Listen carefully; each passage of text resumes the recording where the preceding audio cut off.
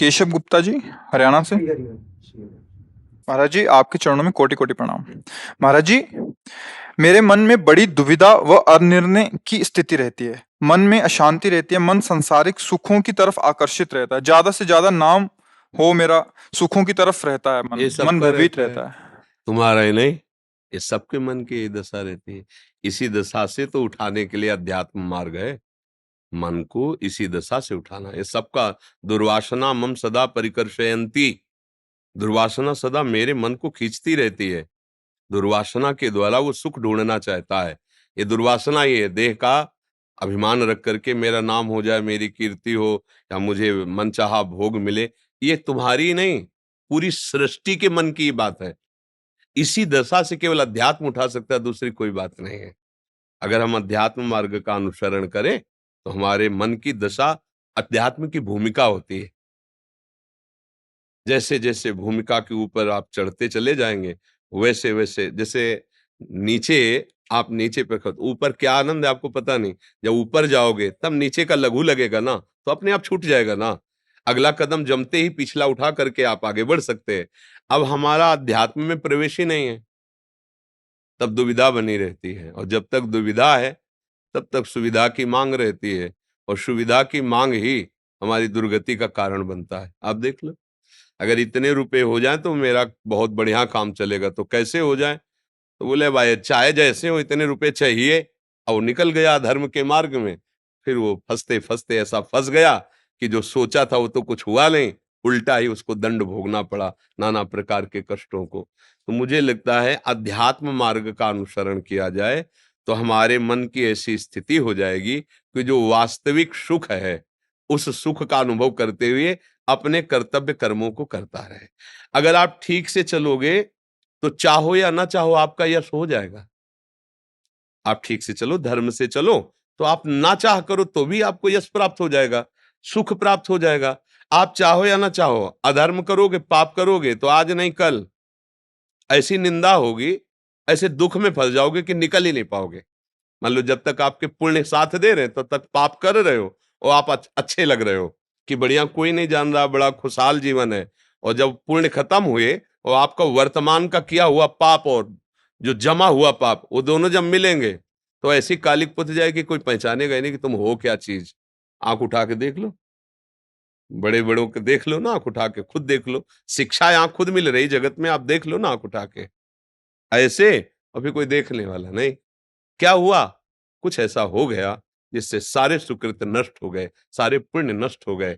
इसका मतलब हम सही मार्ग में नहीं थे। सही मार्ग में हो तो ऐसा नहीं कि आपकी निंदा नहीं हो सकती है, पर वो ऐसा काम करेगी जैसे डंडे के ऊपर झंडा। निंदा काम क्या करेगी? डंडा वाला। झंडा ऐसे हाथ में ले लो छोटा सा, वो डंडा ना हो तो इतना ही प्रकाश है। और जब निंदा होगी तो वो क्या काम करेगी? सही चलने वाले के ऊपर डंडे का काम करेगी। अब झंडा उसके ऊपर फहराएगा। मतलब विश्व में यश कीर्ति उसी की होगी, चाहे तुम निंदा खोपड़ी के बल खड़े होकर कर लो, क्योंकि सत्य पे चलता है तो उसकी यश कीर्ति बढ़ती चली जाएगी। कुछ तुम्हें प्रभाव लगेगा कि हमारी निंदा से हो रहा है, लेकिन वो निंदा ही उसके यश का कारण बन जाएगी। और यश खूब हो रहा है और अधर्माचरण हो रहा है तो चुप रहो, ऐसी ऊंचाई से पटका जाएगा, किसी काम का नहीं रहेगा। इसलिए दुविधा तो रखनी ही नहीं, सीधी बात समझ लो, भगवान का आश्रय लेकर ठीक से चलो, धर्म से विषय भोगो जो तुम्हें गृहस्थी में जितनी सीमा में बांध दिया गया है, और नाम जप करो, दूसरों की सुख की भावना रखो, आगे बढ़ते चले जाओगे। तुम्हारा यश अपने आप हो। जब फूल में पराग में सुगंध आ जाती है तो भौरों को चिट्ठी नहीं भेजनी पड़ती, भौरे मड़राने लगते हैं। समझ रहे हो ना? ऐसे ही जब आप में वो भागवती तेज और सद्गुण आ जाएगा ना, तो अपने आप यश होने लगेगा। कहीं पोस्टर छपवाने की जरूरत नहीं पड़ती, सबके हृदय में पोस्टर छप जाता सच्चाई का। और ऐसे चाहे जितने पोस्टर छपा, उससे थोड़ी बात बनती है। तो यश कीर्ति की चाह क्यों करते हो? भगवान का यश गाओ, सत्य मार्ग में चलो, तो त्रिभुवन में यश हो जाएगा। यहाँ की क्या बात, ब्रह्मा भी नमस्कार करेंगे। सत्य मार्ग का अनुसरण करने के लिए मानव देह मिली है, केवल पशुवत भोग भोगने के लिए नहीं। निद्रा, भय, आहार, मैथुन, ये सब सृष्टि के जीव भोग रहे। अगर इतना ही सीमित है केवल, तो आप में और पशु में अंतर क्या रह गया? आप विवेक के द्वारा देवताओं से भी ऊपर उठ सकते हो। देवता तो केवल देवलोक में है, आप भगवान का स्वरूप धारण करके भगवान के धाम में जा सकते हो, आप जगत पूजनी बन सकते हो, आप जगत का मंगल करने वाले बन सकते हो, पर उसके लिए आपको प्रयत्न करना पड़ेगा, धर्म पे चलना पड़ेगा, शास्त्र संयम में रहना पड़ेगा। और ये मन इतना दुष्ट है, बाहर से डंडा मारो सह जाएंगे, लेकिन मन की मार सहना बड़े बड़ों के लिए, बड़े बड़ों के लिए। और मन की मार वही सह पाता है जो भगवान का भरोसा लेके नाम जप करता है, पक्का। ये अनुभव की बात कहते हैं। अगर नाम जप नहीं, भगवान का सहारा नहीं, तो मन की मार नहीं सह सकते, चाहे जितने बड़े वीर हो। मन तुम्हें घुटने टिकवाना जहां चाहेगा वहीं टिकवा देगा। कहोगे अपने को बहुत बलवान, लेकिन घुटने वहीं टिकवाएगा जहां चाहेगा। और बलवान वही है जिसने इस मन को अपने अधीन कर लिया। सबसे बड़ा गुरु वही जो मन को चेला बना ले। नहीं चाहे जो कुछ कहो, चेला मने के रहते हैं। समझ आ रहा ना? मन जो चाहता वही करना पड़ता है, फिर किस बात के। वही गुरु सबसे बड़ा, चाहे पैंट शर्ट में हो, वही सबसे बड़ा गुरु जिसने मन को चेला बना दिया। जहां चाहो वहां लगाओ, जहां चाहो हटा लो, तो आप समझ में आया कि तुम वीर आदमी हो। अभी क्या है, जहां चाहता वहां गिरा देता, हम रोते रहते हैं कि सुना था नहीं करना चाहिए, पर पता नहीं क्या हो जाता, मैं कर देता हूं। क्योंकि तुमको गुलाम बना के रखा है। मन की गुलामी से कोई मुक्त करवा सकता है तो भगवान और उनका नाम। समझ रहे? कृष्णा जी लुधियाना पंजाब से। श्री हरिवंश बाबा, आपके चरणों में दंडवत प्रणाम।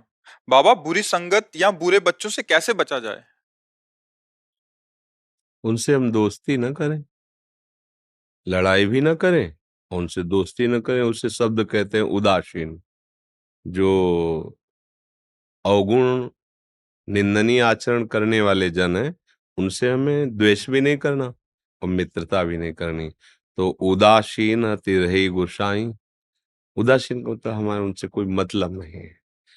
अगर हम गंदे बच्चों का संग करेंगे तो गंदी आदतें हमारे अंदर आ जाएंगी, गंदी आदतें आ जाएंगी तो हमारा जीवन बेकार हो जाएगा। बहुत इस समय खतरनाक ये दोस्ती चल रही है, जो मोबाइल और बच्चों की जो हालत है, मतलब चिंतनीय है। जैसे छोटे से पौधे में दीपक लग जाए तो उस किसान की हालत क्या होगी, पूरी खेती बर्बाद हो जाएगी। अब कुछ ऐसा समय आ रहा है कि हमारे जो बड़े महापुरुष हैं, जिनके वचन के प्रभाव से अमंगलों का नाश होता है, उनकी हालत शरीर की ऐसी प्रभु किए दे रहे हैं कि मतलब बड़ा कष्ट होता है। जैसे अब एक तो प्राय रह ही नहीं गए, कुछ उपासक हैं जो एकांत भजन करके अपना कल्याण चाहते हैं। और आवश्यकता हमें, हमारी समाज को ऐसा है कि अनुभूत और शास्त्र सम्मत वाणी के द्वारा जगत का, अब सत्संग नहीं मिलेगा, शास्त्र स्वाध्याय नहीं होगा, तो अध्यात्म का पता नहीं, तो फिर पता वही है टीवी और मोबाइल और गलत बच्चों का संग। इससे हमारी जो नवीन पीढ़ी है, इसे वासना की ऐसी दीमक लग चुकी है कि कैसे देशभक्ति करेंगे, कैसे माता पिता की भक्ति करेंगे, कैसे भगवान की भक्ति करेंगे। अगर ये जीवन में नहीं तो फिर पशु और मनुष्य में अंतर क्या रह गया? मुर्दा आदमी है वो, जो भगवत विमुख आचरण है, वो मुर्दा आदमी। जिन हरि भगत हृदय नहीं आनी, जीवित सौ समान ते प्राणी। अब छोटे छोटे बच्चों को इस मोबाइल ने ऐसा बर्बाद, भगवान कलयुग की कृपा है, ऐसा गुण भी रख दिया है कि अब हम उसे निषेध भी नहीं कर सकते कि इमरजेंसी, अत्यंत आवश्यक बात तुरंत करो। दूर बैठे भगवत भक्ति प्रेमी महात्माओं के वचन, भक्ति का स्वरूप, भगवत लीला, ये बैठे बैठे श्रवण कर लो, ये गुण भी रख दिया। अब गेम खेलना, गलत बातें देखना, गलत चिंतन बढ़ाना, ये उसमें। तो हमें लगता है ऐसे बच्चों से बचो और मोबाइल से भी बचो। क्यों? अगर मोबाइल में गेम देखा जाए, गंदी बातें देखी जाए, अब छोटे छोटे बच्चे अब जो ऐसी बातें देखेंगे जो संसारिकता बढ़ाने वाली, तो वही चिंतन में आएगा, वही धारा बन जाएगी। इसीलिए हमारे पूर्व में चाहे राजकुमार हो और चाहे गरीब का बालक हो, दोनों को संतों के पास रखा जाता था, गुरुकुलों में। क्योंकि वहां शास्त्रीय शिक्षा, भागवती शिक्षा, बाल्यापन एकदम ब्रह्मचर्य और धर्मयुक्त, तो गृहस्थी में जाकर वही परम पावन गृहस्थ बनते थे। वही साधु सेवी, भगवत सेवी महात्मा उनके गर्भ से प्रकट होते थे। तो इसलिए हमें लगता है कि लड़ाई झगड़ा न करके ऐसे बच्चों से दोस्ती ही न करे, और दूर रहे तो बचा जा सकता है। और राधा राधा खूब नाम जप करे। नाम जप करते हो? क्या जपते हो? राधा राधा। हाँ, बस राधा राधा जपोगे कोई बाधा परेशान नहीं कर पाएगी। जी। प्रतिभा जी दिल्ली से। राधा वल्लभ श्री हरिवंश। गुरुदेव भगवान, आपके सत्संग से ये तो ज्ञात हो गया कि श्री जी के भजन करने में ग्रस्त या विरक्त होना कोई बाधा नहीं है। हम कहीं पर भी रहकर भजन कर सकते हैं, बस हमारा मन श्री जी से जुड़ा होना चाहिए। परंतु गुरुदेव, जब हम ग्रस्त ग्रस्त के कार्य करते हैं, श्री जी की सेवा या भजन में मन को एकाग्रचित रखते हैं, तभी कोई अतिथि या परिवार का जन आकर विक्षेप पहुंचा देता है या उठकर दरवाजा खोलना पड़ता है, उस समय ग्रस्त होना बहुत बुरा लगता है। नहीं, नहीं, ये भी मन की चाल है, नहीं। अगर कोई अतिथि आया है या घर परिवार का सदस्य है, भगवत भावना करो, जिनकी पूजा कर रहे थे वही तो आए हैं। भावना कर लो, बढ़िया बन जाएगा। आओ, आओ, बिठा दो, बैठो। कोई अतिथि आया है, उसको जल पिला दो, बैठाल दो। अगर बहुत अधूरी सेवा, तो उससे अनुमति ले लो कि आप 5 मिनट हमें समय दीजिए, मैं अपनी श्री जी की सेवा कर लूँ, फिर आपसे बात कर सकता हूँ। तो अगर थोड़ी भी सद्भावना, तो तुरंत वो कहेंगे, नहीं, नहीं, आप श्री जी की सेवा कर लिए। अगर ऐसा है कि मुझे बस 2 मिनट ही टाइम है, तो हम अपनी श्री जी की सेवा रोक देते हैं, उनसे बात कर। हमें उसमें घबराना नहीं है। मतलब अंदर से बेचैन नहीं होना कि ये नहीं आता तो हमारी श्री जी की सेवा पूरी हो जाती। नहीं, नहीं, उस रूप में भी श्री जी आई हैं, उस रूप में भी हमारे प्रभु आए हैं। देखो, हमारी भक्ति का स्वरूप यही है, परिपक्व भक्ति का स्वरूप, कि चराचर जगत में प्रभु के सिवा कोई नहीं है। अंतिम बात ये अनुभव में आ जाए, जड़ चेतन जग जीव जत सकल राम मैं जान, बंदों सबके पद कमल सदा जोर। सच्ची मानो ये केवल माया का नाटक है कि हम तुम स्त्री पुरुष राग द्वेष नहीं, ये केवल भगवान ही लीला कर रहे हैं। तो जब कोई अतिथि आया, भगवान पधारे, आओ मृदुवान, बैठिए आप, जल पिएंगे आप? नहीं, तो आप 5 मिनट बैठ जाइए, हम अपनी श्री जी की सेवा कर लें, अगर आपकी अनुमति हो, फिर हम आपसे बैठकर बात करें। बढ़िया मृदु व्यवहार, क्योंकि प्रभु न जाने किस रूप में कब कैसे आ रहे हैं। अच्छा, घर का कोई जन है, अब यहाँ ध्यान देना, मान लो पति है, पुत्र है, उसको स्कूल जाना है, उसको ऑफिस जाना है, तो हमें जरूरी सेवा ये नहीं कि हम श्री जी की सेवा करें, हमें जरूरी है पहले वो सेवा करना। उनके लिए टिफिन बना दिया, उनके लिए वो, आप उनके लिए तैयारी कर दी, आप जाओ। अब हमारे पास समय, तो हम उस समय को सार्थक करें श्री जी की सेवा में। पहली प्रधानता गृहस्थ की होनी चाहिए, जो आपको कर्तव्य कर्म मिला है। मान लो आप सुबह उठे, एक माला जप लो, इसके बाद आप जाओ नौकरी। बीच-बीच में आप नाम जप करते जाओ, मंत्र जप, आपकी हर सेवा भजन हो रही। कोई भी विक्षेप भजन में हमें डाल ही नहीं सकता। विक्षेप में भजन हम स्वीकार करते हैं।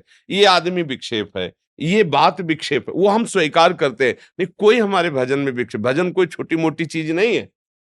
भजन ऐसी महान चीज, पूरे विश्व को पचा जाए, पूरे विश्व का विरोध सह करके भी मुस्कुरा दे। भजन बहुत बड़ा बल है। इसलिए छोटी-छोटी बातों में विक्षिप्त होना ठीक नहीं है कि गृहस्थी में होना, फिर अगर हम बाबा जी होते या विरक्त होते तो भजन कर लेते, असंभव।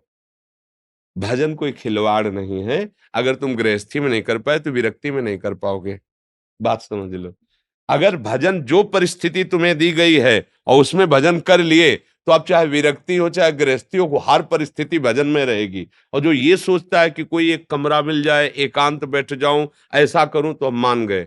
तुम एक कमरे में चले जाओगे, लेकिन हृदय में भरा हुआ प्रपंच जब अपना स्वरूप विस्तार करेगा, तब आप भजन में तन्मय नहीं हो पाएंगे। इसलिए जो परिस्थिति हमारे ठाकुर जी ने दी है, वो बहुत अच्छी है। उसी परिस्थिति में भजन कर लो, तो विश्व में तुम्हें कोई भजन से रहित नहीं कर पाएगा। अगर परिस्थिति की मांग में भजन की ऐसी परिस्थिति हो तो भजन, तो ये भी बात लिख लो कि आपका भजन कभी नहीं हो पाएगा। हम जिस परिस्थिति में हैं, वो हमारे लिए योग्य है और भगवान ने विधान किया है, और मुझे वैसे ही भजन करके दिखाना है, कोई परेशानी नहीं। मानवी गुप्ता जी चंडीगढ़ से। राधा वल्लभ श्री। राधा वल्लभ श्री हरिवंश। पूज्य महाराज, आपके चरणों में कोटि कोटि प्रणाम। महाराज जी, जब से कॉलेज के दोस्तों का संग होना शुरू हुआ है, तब से स्वाभाविक भक्ति कम हो गई है और संसार के भोग आकर्षित करने लग गए हैं। सत्संग भी लगातार नहीं सुना जाता, चित्त घबराता है, कृपया इसका निवारण करें। अब बच्चा, तुम तो इतने केवल कह रहे हो, हमें तो ऐसे भी बच्चे मिले कि हम नहीं करना चाहते, पर जबरदस्ती अगर ना करें, ना पिए, ना खाएं, तो हमारा निरादर करते हैं, हमें अपमानित करते हैं, हमें ऐसा। तो आप सबके बीच में अगर उनसे मिले ना, तो एक अकेलापन में, मतलब ऐसे। अब देखो, अगर सही मार्ग में चलना है तो भगवान के सिवा कोई हमारा मित्र नहीं है, ये तो मानना पड़ेगा। तुम्हें भक्ति में सपोर्ट दे सके पूरे संसार में केवल भगवान या भगवान के स्वरूप भक्तजन। तुम तुम्हार सेवक असुरारी, इसके सिवा आपको कोई सपोर्ट दे, मुझे ऐसा लगता है कि नहीं। क्योंकि यहाँ छल कपट और स्वार्थ का, वासना का बोलबाला है, तो थोड़ा आपको सपोर्ट करने की चाल चलेगा और आपसे अपने स्वार्थ की पूर्ति चाहेगा। पाए जान जगत में सब जन, कपटी कुटिल कलयुगी टंच, मेरी सो भैया कृष्ण गुण संच, महाप्रभु हरिवंश चंद्र जो कहते हैं। कोई भी तुम्हें प्रेम करेगा तो कपट से करेगा, सच्चा प्रेम तो केवल गोविंद करते हैं, गुरु गोविंद ही सच्चा प्रेम करते हैं, दूसरा कोई प्रेम नहीं करता। तो मुझे लगता है जितने से काम चल जाए, अर्थात हमारा धर्म नष्ट ना हो, उतना तक तो व्यवहार ठीक है। क्योंकि आप विद्यालय में हो या किसी कार्य क्षेत्र में हो, ऑफिस में हो, ऐसा नहीं हो सकता कि वहां तुम उदासीन बन करके मौन रह सको। मान लो आपसे बड़ा ऑफिसर है, आप उसकी ड्यूटी में हैं, वो आपसे बात कर रहा है तो आपको बात भी करना है, पर जितने में हमारा धर्म नष्ट ना हो उतनी सीमा तक तो है। इसके बाद फिर नौकरी का प्राण भी छोड़ना पड़े तो हम प्रभु को नहीं छोड़ेंगे, धर्म को नहीं छोड़ेंगे। ऐसी निष्ठा रखनी चाहिए कि अगर कोई हमारे प्राण भी हरण करे तो हम अपने धर्म को नहीं छोड़ेंगे। हम नौकरी के लिए अपना धर्म नहीं त्याग देंगे। ऐसी विद्या क्या जो अविद्या का विस्तार कर दे, काम क्रोध आदि की वृत्तियां बढ़ा दे, व्यसन बढ़ा दे, माता पिता का निरादर करना सिखा दे, तो घोर अविद्या है? जब आप मनमानी आचरण करोगे तो माता पिता को स्वयं निरादर हो जाएगा, आप उनकी आज्ञा का पालन नहीं करोगे। शास्त्र और ऋषि मुनियों का, महात्माओं को स्वयं निरादर हो जाएगा, क्योंकि आप उनकी आज्ञा का पालन नहीं करोगे। तो वो क्या साथी हुआ, वो क्या विद्या हुई, वो क्या सत्कार्य हुआ। इसलिए बहुत विवेक की आवश्यकता है। अब ये गलतियां तो ऐसी हो रही हैं, जब हम नए नए बच्चे जैसे मिलते हैं ना, फिर अपनी हालत जब बताते हैं तो जी घबरा जाता है। कि हमें तो ऐसा लगता है हर विद्यालय में जहां भी जितने 10 मिनट चाहे भले हो, महापुरुषों के वचन सुनाने चाहिए। अगर आप उनको टेलीविजन पे ना दिखा सके तो कोई ग्रंथ ले लो, उसको 10 मिनट सुनाओ, तो बच्चों के अंदर भागवतिक संस्कार बने। समझें, केवल पशुता का संस्कार बढ़ता चला जा रहा है। पशुता का मतलब होता है अपनी इंद्रियों को विषयों में केवल संयोगित करके सुख की लालसा रखना, बस इतना ही सुख रहे। हमारी हर इंद्री की चाह पूर्ति, मना कष्टान इंद्रियाणि प्रकृति स्थान, ये पशुता है। हमारा जीवन इसलिए नहीं मिला, इतने के लिए नहीं मिला। सच्ची कहते हैं, बात पर विश्वास कर लो। भगवान के चरणों का आश्रय लेकर नाम जपने से और सारे कर्तव्य कर्म करते रहो, जो आनंद मिलेगा वो आनंद ब्रह्मा को भी नहीं है, ब्रह्म पद में, परमेष्टि पद में। आज ही सत्संग में था कि वो वृंदावन वासी को, श्यामा श्याम के उपासी को ब्रह्मा जी भक्तिपूर्ण नमन करते हैं, उसको प्रणाम करते हैं। आप समझो परमेष्टि पद ब्रह्मा पद है। ब्रह्मादिक के भोग सब विषम लागत ताई, नारायण ब्रजचंद की लगन लगी है जाए। नारायण स्वामी कहते हैं कि श्री कृष्ण अनुराग में उन्मत्तता पाने के लिए साधक चल रहा है, तो उसके अंदर ऐसी क्षमता आ गई कि ब्रह्मादिक के भोग विष के समान लगते हैं। आज हमारी दुर्दशा हो रही है, हमारे समाज की, हमारी जो नवीन पीढ़ी है, छोटे छोटे बच्चे गलत आचरणों में उतर रहे हैं। मदिरा पान आदि उसको कोई दोष ही नहीं मान रहे, मनोरंजन समझ रहे हैं। व्यसन और भी नशा, ड्रग्स है, और धुआं वाला वो क्या चिलम विलम, ये सब गांजा, ये सब ऐसे गंदी आदतें स्कूल में बच्चों की पढ़ रहे हैं। अब बोलो क्या इनकी जिंदगी होगी। मुझे लगता है नवीन बच्चों को बहुत सावधानी से शिक्षा देनी चाहिए, जिससे वो अपने जीवन को संभाल सके। व्यसनी हो गया तो क्या, व्यभिचारी हो गया तो क्या जीवन रहेगा। अभी तो बच्चा है वो, अभी से हालत उसकी खराब हो गई। इसलिए आप सब बच्चों से, भाई बहनों से प्रार्थना है, अपने आप को बचाओ और दूसरों का ऐसा संग करो जो तुम्हारे सतमार्ग में लाभदायक हो। अन्यथा फिर भगवान के सिवा कोई सहारा नहीं। उन्हीं का आश्रय लो और पढ़ाई पढ़ो और एकांतवास करो अपने माता पिता की संरक्षण में, जहां सुरक्षित। आज का समय नहीं रह गया। जो ज्यादा गलती बढ़ रही है ना, गंदी बातें बढ़ रही ना, उसका स्वतंत्रता ही दोषी है। हम समझ रहे हैं कि हम माता पिता गुरुजनों की आज्ञा का उल्लंघन करके मनमानी स्वतंत्रता में आनंद ले लेंगे। नहीं, ये गुलामी है, मन की गुलामी है, इंद्रियों की गुलामी। जो गुरुजनों की आज्ञा में परतंत्र रहता है, उस माया से वो स्वतंत्र हो जाता है। अभय होए जो तुम्हें डराए। जो गुरुजनों से डरता है, उनकी आज्ञा उल्लंघन नहीं करता, माया उससे डरती है। और जो गुरुजन और शास्त्र का अपमान कर देता है, अवहेलना कर देता है, माया बलात् उसको गुलाम बना लेती है। छोटे छोटे विषय, छोटी छोटी इंद्रियों के भोग में वो आसक्त होकर के दुर्गति को प्राप्त होता है। इसलिए बच्चों सावधान। ये जो चला है, हम बार बार कहते गर्लफ्रेंड बॉयफ्रेंड, ये आज तक हमारी समझ में नहीं आया। हमारी समझ में तो नहीं आया। क्या वो दोस्त जो हमें पतित होना सिखाए, क्या वो दोस्त जो हमारे साथ जीवन में खिलवाड़ कर दे, मतलब धर्म का कोई अस्तित्व नहीं, पवित्रता का कोई अस्तित्व नहीं, संयम का कोई अस्तित्व नहीं, हमारी दोस्ती है। भाई क्या ये दोस्ती है? और इसी का दुरुपयोग होता है। इसी का दुरुपयोग होता है कि छल करके एक दोस्त दूसरे की हत्या कर देता है, एक दोस्त दूसरे का पतन कर देता है। मुझे लगता है दोस्ती नहीं है, ये कलयुग की चाल है। बहुत संभल करके बच्चों और बच्चियों को रहना चाहिए। और हमारी बात समझ में आवे तो आवे, नहीं तो राधे राधे तो है ही है, फिर देख लो। Gyanendra Nath Pandey ji, Radhe Radhe. Assistant excise commissioner है महाराज जी आप। महाराज जी सादर चरण स्पर्श। महाराज जी प्राय किसी कार्य के होने या ना होने पर यह कह दिया जाता है कि प्रभु की यही इच्छा है। ये प्रभु की इच्छा हमें बाद में ही क्यों पता चलती है महाराज जी? किसका प्रश्न है? वो हम अपने मन को बहलाने के लिए कह देते हैं कि प्रभु की ऐसी इच्छा है। वो क्या, दो बातें जांच करनी चाहिए कि कार्य की संपूर्ण कुशलता पूर्वक प्रणाली के अनुसार हमारी वृत्ति चली है कि नहीं। जैसे आप कार्य में, जिस कार्य में लगे हो, उस प्रणाली के अनुसार, उसकी एक पद्धति है, आप उस पद्धति के अनुसार कार्य कर रहे हैं कि नहीं। उसमें कोई प्रमाद तो नहीं है, उसमें कोई त्रुटि नहीं है। अब फल पर हम पहुंचे जाके और फल हमें नहीं मिला, अब उसको देखना है कि पूर्व का जो हमारा किया हुआ प्रारब्ध कर्म है, जो हमको सुख का फल मिलता, उसे नहीं लेने दिया, ये पूर्व का पाप है। अब उसको हम संतोष करने के लिए बोल देते हैं भगवान की इच्छा। बकाया भगवान की इच्छा में अगर हम राजी हो गए तो बहुत बड़े महात्मा बन जाएंगे। वो भगवान की इच्छा, असफलता जो है वो हमारा कर्म है, भगवान की इच्छा नहीं है। भगवान की इच्छा होती है क्या? भगवान की इच्छा ही नहीं होती, नहीं होती। इच्छा तो मन में जागृत होती है, और भगवान अमना है, सच्चिदानंदमय है। भक्त का मन ही भगवान का मन बनता है जाकर के। भक्त ने भगवान को सोचा जिस रूप में, वैसे ही भगवान प्रकट हो गए। भक्त जैसी चाह करता है वैसे ही भगवान लीला करने लगते हैं। मतलब भगवान अचाह है, भक्ति की चाह ही बनती है। यहाँ जो कार्य की सफलता और असफलता पर हम कह देते हैं भगवान की ऐसी इच्छा, वो अपने संतोष के लिए कह देते हैं। बकाया उसमें या तो हमारी असावधानी हुई और या हमारा पूर्व का पाप कर्म रहा। जैसे हमने कई बार सुनाया, विद्यारण्य नाम के बहुत बड़े महात्मा हुए हैं। तो जब बाल्यावस्था में थे, ब्राह्मण कुल में जन्म हुआ था, गरीबी बहुत थी, माता पिता को धन की वृत्ति के द्वारा ही सेवा की जा सकती, खान पान वस्त्र आदि।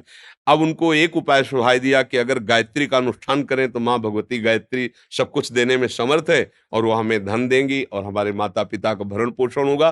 तो 24 लाख मंत्र का एक पुरस्चरण होता है, वो मतलब अपने लोगों को करवाएगा। 24 लाख मंत्र बड़ी पवित्रता से उसका एक अनुष्ठान होता है। ऐसे उन्होंने एक पुरस्चरण किया, कुछ नहीं हाथ लगा। 23 पुरस्चरण किए, 24 लाख 24 लाख 24 लाख 24 लाख 23 पुरस्चरण। तब उनकी जवानी हो गई, माता पिता अंतर्धान हो गए।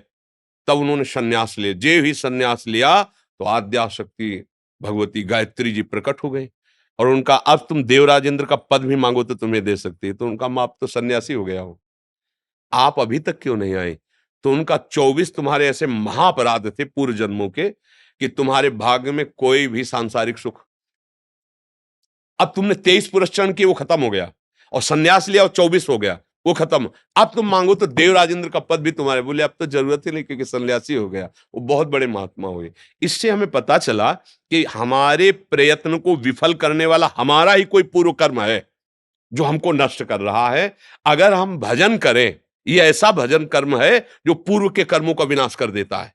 भजन केवल, और दान पुण्य नहीं। दान पुण्य एक नया सत्कर्म हुआ और पाप एक नया कुकर्म हुआ, लेकिन भजन ये सत्कर्म और कुकर्म दोनों से ऊपर है। ये भगवान का जो नाम है, भगवान का स्मरण है, ये दोनों को खत्म करता है। शुभ कर्म सोने की जंजीर है, अशुभ कर्म लोहे की जंजीर, दोनों बांधने काम करते हैं। शुभ अशुभ के द्वारा ही यहां जन्म मरण होता है, और जो भगवान का नाम लेते रहते दोनों कर्म। अच्छा, कोई भी सदैव सुखी नहीं रह सकता शरीरधारी, यहां का क्रम है सृष्टि का। कोई भी सदैव सफल नहीं हो सकता, यहां का क्रम है। देखो धर्मराज युधिष्ठिर जी है ना, 12 वर्ष का वनवास, 1 वर्ष का अज्ञातवास मिल रहा है नहीं। भगवान श्री राम अवतरित हुए ना, 14 वर्ष का वनवास। तो हमको इस बात से ध्यान रखना है, प्रयत्न पूरा करना है।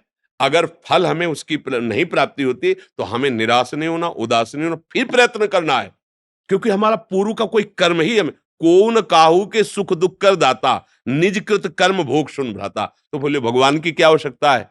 भगवान की ऐसी आवश्यकता है कि जैसे वकालत में सिद्ध हो गया कि मुजरिम है, जज ने निर्णय कर दिया कि इसको फांसी की सजा दी जाए, अब राष्ट्रपति एक है जो उसे क्षमा कर सकता है। इसलिए आवश्यकता भगवान की है। हमारे कुछ ऐसे कर्म हो चुके जो हमें बहुत दुख देने वाले हैं, हमारे कुछ ऐसे कर्म हो चुके जो चंद सुख देने वाले हैं, हमको इस छोटे मोटे दुख और सुख से बचा सकते हैं, तो राष्ट्रपति है भगवान, अनंत ब्रह्मांडों के स्वामी, हमें बचा लीजिए। हम इस सुख दुख के थपेड़े में कब तक पड़े रहेंगे, वो माफ कर सकते हैं। इसलिए भगवान की आवश्यकता है, भजन करो और सत्कर्म करो, और हार में भी हारो मत।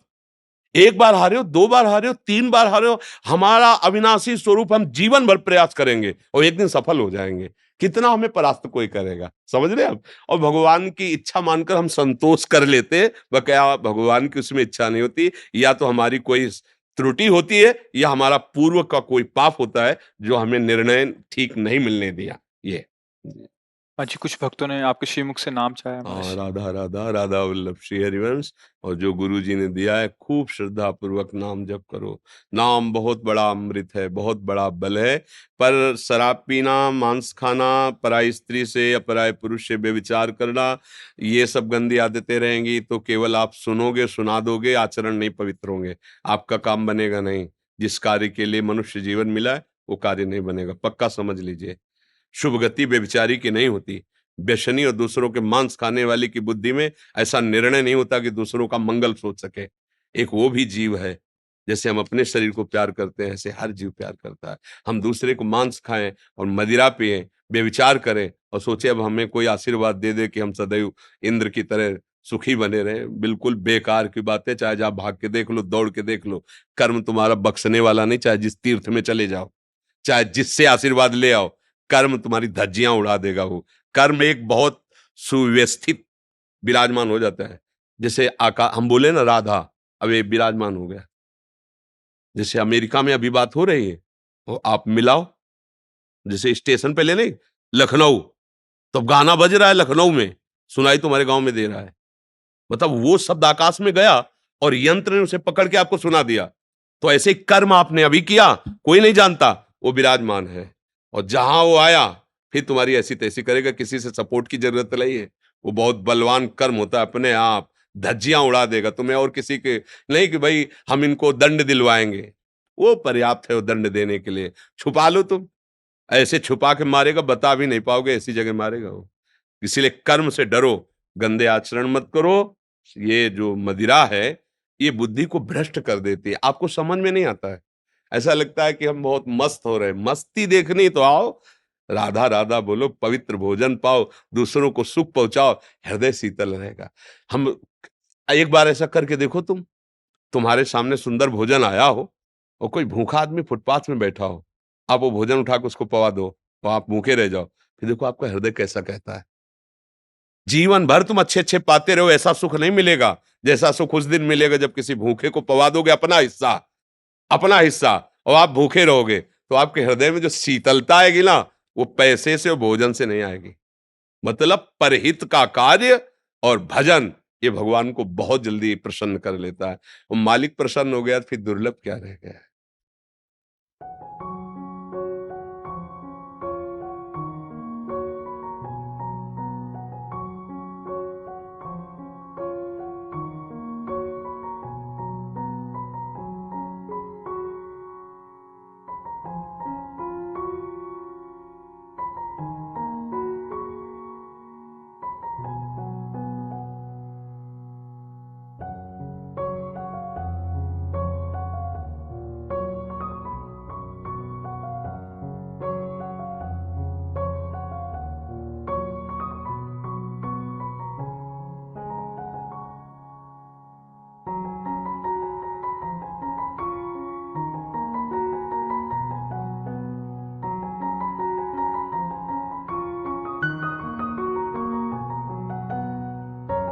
महाराज जी, समर्थ गुरु रामदास जी महाराज जी जो थे ना महाराष्ट्र में, वो आपकी पीढ़ी में उन्होंने श्री राम जी का विग्रह और पूरा परिवार दिया था। उन्हीं की सेवा में आप भी अभी हैं पीढ़ी में, तो वहाँ की प्रसादी आपके लिए लेके आए हैं। वहाँ के वेद पाठी त्रिकाल संध्या करते हैं, ब्राह्मण ये संत ज्ञानेश्वर महाराज जी है आलंदी में, जी जी उनकी समाधि के ऊपर चढ़ा हुआ चंदन है महाराज जी। जी और उन्हीं का एक छोटा सा विग्रह भी है जी। जो उस समय समाधि पर जी अभिषिक्त हो चुका है। जी। जय जय रघुवीर। अच्छा। इसे जो रोज लगाते हैं ना चंदन विशाखासन को जल में डाल करके महाराज जी पैठन में महावस्त्र बनता है पैठनी, जी ये आपके आराध्य के लिए श्री जी अच्छा। की तो ये श्री जी के पास पहुंचा दो, वो अभी श्रृंगार करेंगे। श्रृंगार हमारे यहाँ समर्थ रामदास स्वामी महाराज जी ने 350-400 वर्ष पूर्व में राघवेंद्र सरकार को विराजमान किया है। जी उनको सर्दी में उड़ाया हुआ अवस्था। हाँ हमें कोई उठा दीजिए। जय जय रघुवीर समर्थ समर्थ रामदास स्वामी महाराज की जय। जय जय श्री राम। महाराज जी अनुकूल आशीर्वाद। लाओ श्री जी की नाम से। बड़ी कृपा करी, बड़ी महाराज जी ऐसा आशीर्वाद दीजिए हमारे वंश में भी कोई धर्म सूचित ना हो। जो महापुरुषों का आश्रय लेते हैं वो प्रणत कुटुंब पाल रखुदाई, भगवान उसके परिवार का भी संरक्षण करते हैं।